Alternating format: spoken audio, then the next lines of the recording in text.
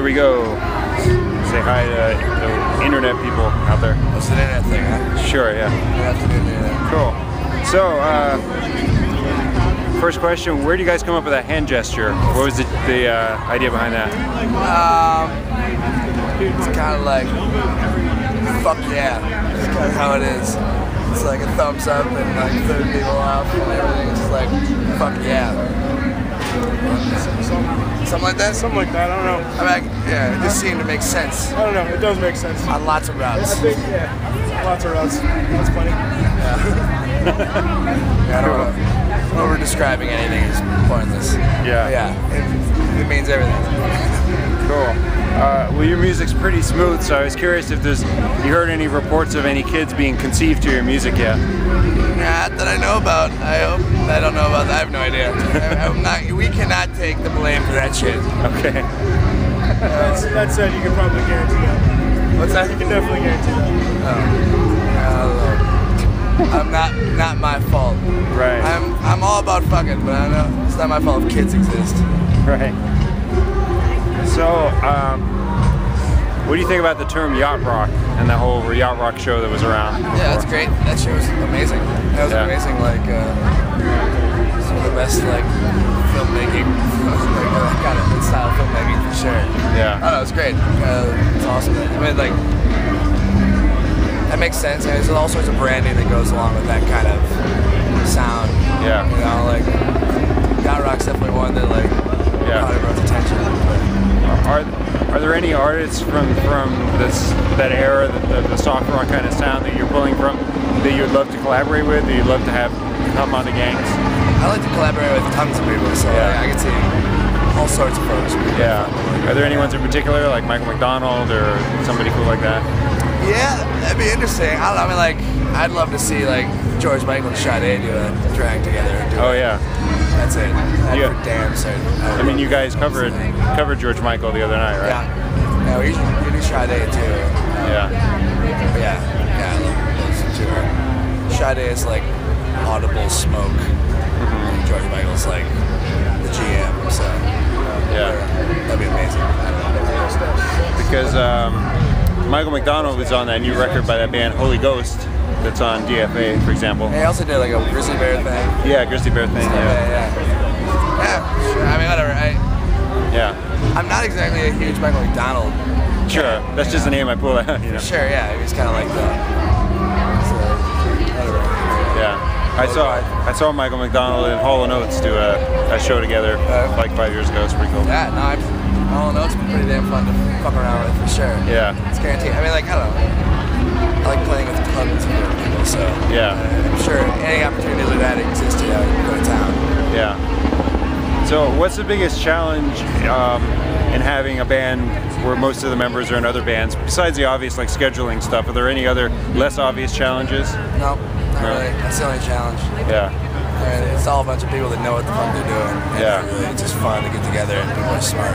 So no one's like, there's no like, not much harping going on about like trying to like keep it together. Yeah. People know what they're doing, so it's fun. Yeah, this band is ridiculous. It's ridiculous fun. So. Yeah.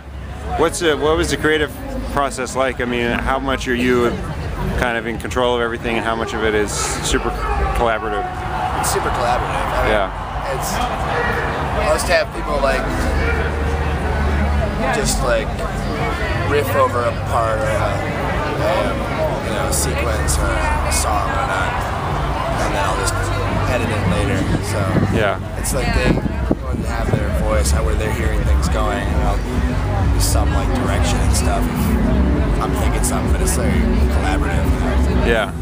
It's just not like no one has to sit around and like pine over guitar riffs, like they just like kind of go with what they feel. Just get them in a situation they're comfortable with and let them like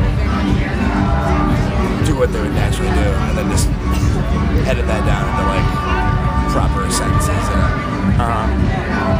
Have you guys already started thinking about the next record? Have you started recording anything or working on the next record? Yeah.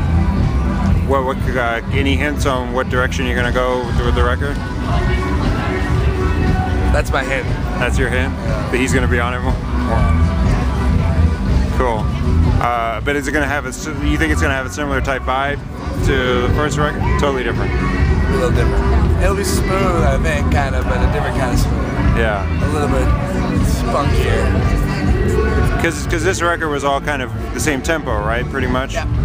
It's all 69 BPM. Yeah. And is that going to be the same next time? Same, you know, changing it up. Yeah, it'll be different. That's cool.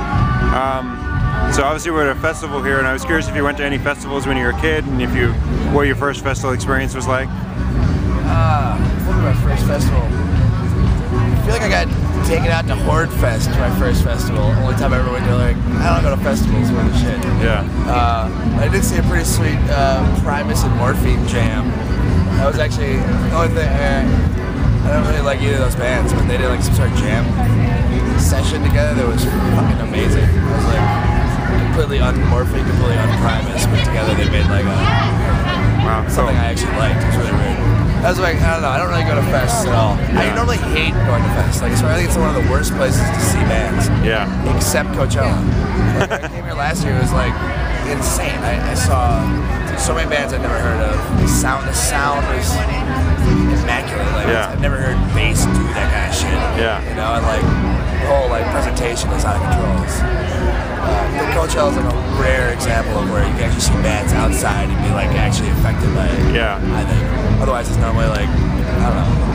It sucks. This place is just like surreal as fuck. So. Right. Who did you see last year that you really liked? Alkin was unbelievable. Fever Ray, fucking was the most satanic thing I've ever been a part of. That was crazy, yeah. It was so good. I don't know, there was tons of shit. Yeah. What about this year? Have you seen stuff this year? I haven't really got to see much. I saw Odd Future. I got to see like Kills. What the fuck else did I see? I've been like running around just finding water all over the place and talking to random folks. So I haven't really had a chance to like just be on drugs and enjoying life as much. I mean, I've definitely been on drugs and enjoying life. I haven't seen that many bands. Right, cool. Just a couple more questions. What do you think your fans would be most surprised to learn about you? Is there anything like about you that you don't think they would think like a weird hobby you have, or something about your personality that they might think? What is it? Marijuana Death Squad. That's a pretty weird hobby, I guess. Yeah. If you're a fan of me via Gayngs, if you're a fan of me, if you like Gayngs, and you think that's like something, Marijuana Death Squad would be probably surprising. Yeah. Yeah, it's me and that guy and a crew of like 100 people that do improv, like hardcore electronic shit. Cool. Not very smooth. It's the opposite of smooth. It's like it's still pretty smooth. It's like danceable. It's danceable and rhythmic, but it's I don't know. It's a totally different kind of expression.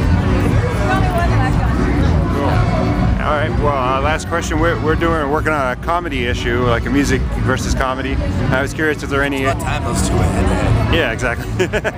So I was curious if there are any comedians or favorite comedy films or sitcoms you guys watch on tour or anything like that you're into. I love the found footage guys. We watch that like religiously on Gayngs right now. Like, you seen that stuff at all? Like, no. Found Footage Festival. Joe Pickett, Nick Brewer. They also had a hand in the big hand. They did the K. Strauss shit. The guy with the yo-yo. Have you ever saw that shit? He'd go like morning news shows and like say he's like teaching kids about the environment for the use of yo-yos and shit. They do like it's like incredible shit. They're really good. They're like super entertaining. Like normally going to see stand-ups unless like you happen to be killing it, which is like it's like the most. It's the most suicidal shit to do if you're a comedian. To go and just try to make people entertain people with that shit. Yeah. It's normally just so uncomfortable for me to like watch someone try to be funny. Like it's so much better watching it on TV or something. But found footage guys, or watching those guys live is like they're really in the pocket, really hilarious. Cool. It's a different approach, you know. Right. Cool. Well, thanks a lot. Thanks.